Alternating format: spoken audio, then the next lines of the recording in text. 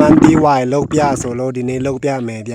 ရိုးရိုးရှင်းရှင်းနီးလေးဆိုတော့ဘာပစ္စည်းမှမလိုအပ်ဘူးပေါ့နော်ဘာပစ္စည်းမှမလိုဘူးဆိုလို့မမန်တီကတော့အဓိကလိုတာပေါ့နော်ထဲတုံးမဲ့ပစ္စည်းများများဆဆမလိုအပ်ဘူးဆိုတာကိုဆိုလိုချင်တာပါဗျပစ္စည်းစုံရင်တော့အရသာပူကောင်းမယ်ပို့ပြီးတော့လေးနဲ့မယ်ပေါ့နော်လိုအပ်တဲ့ပစ္စည်းကြတော့2မျိုး3မျိုးပေါ့ဗျာမမန်တီဝိုင်ဆိုတော့မမန်တီကတော့အဓိကပေါ့နော်ချင်းစော်ကားတီဝိုင်ဆိုရင်လည်းချင်းစော်ကားတီကအဓိကပေါ့ဗျာစပြည့်ဝိုင်ဆိုလည်းစပြည့်တီကအဓိကပေါ့နော်မနေ့ခြံတဲ့ကခိုးလာတဲ့အတီးကြတော့ရေမစေးရသေးတော့ဗျာ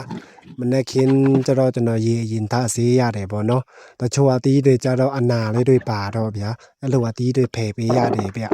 အဲ့လိုအတီးတွေပါရင်တော့ဝိုင်စိန်တဲ့အချိန်ကျရင်ပုတ်တက်တယ်ပေါ့နော်ပုတ်ရင်တော့ရတာလဲပျက်စီးတက်တယ်ပေါ့ဗျာရိုးရိုးရှင်းရှင်းလေးဆိုတော့ဗျာအတီးတာရှိရင်တော့လူတိုင်းလောက်တက်ပါတယ်ဗျ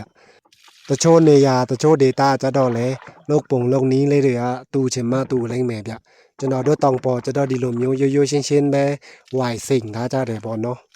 ဝိုင်စိန်လို့မမန်တီအရေးထွက်လာတဲ့အချိန်ကျရင်ဝိုင်အဖြစ်တောက်လို့လဲရတယ်အတီးကြတော့လဲຫນွေရတီအထိမပုတ်မတိုးပဲရှိနေတော့အတီးလဲစားလို့ရတယ်ပေါ့ဗျာဒီမနေ့ကြာညမိုးလဲရွာထားတယ်ဆိုတော့ပတ်ဝန်းကျင်တစ်ခုလုံးမြူတွေအပြည့်ပဲဗျအတီး6သွားအောင်ဆိုလို့ဝါလင်ဘန်တဲ့ရင်ထဲပြီးတော့ရေရင်စစ်ထားရတယ်ဗျာဒီမှာနာတဲ့အလုံးတွေပေါ့နော်ဒီအလုံးတွေတော့စားလိုက်မယ်ဗျရေစစ်လို့အတီးပေါ်ရေ6သွားရင်တော့ရပါပြီဗျနည်းနည်းလေးပဲဆိုတော့ဒီဘူးလေးပဲထည့်လိုက်မယ်ဗျတချို့ဆိုစင်အိုးချင်းနဲ့လောက်တာလည်းရှိတယ်နော်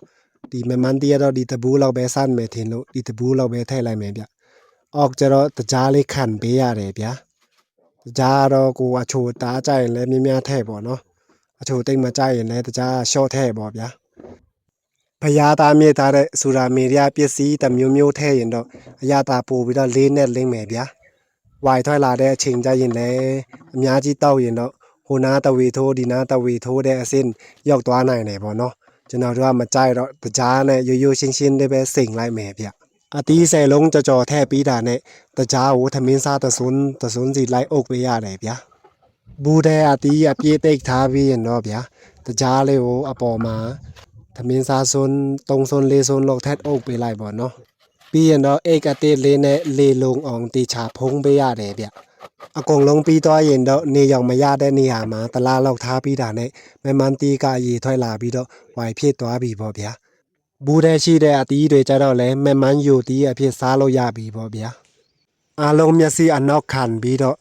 ကြည့်ရှုအားပေးတဲ့အတွက်လည်းကျေးဇူးတင်ပါတယ်ဗျ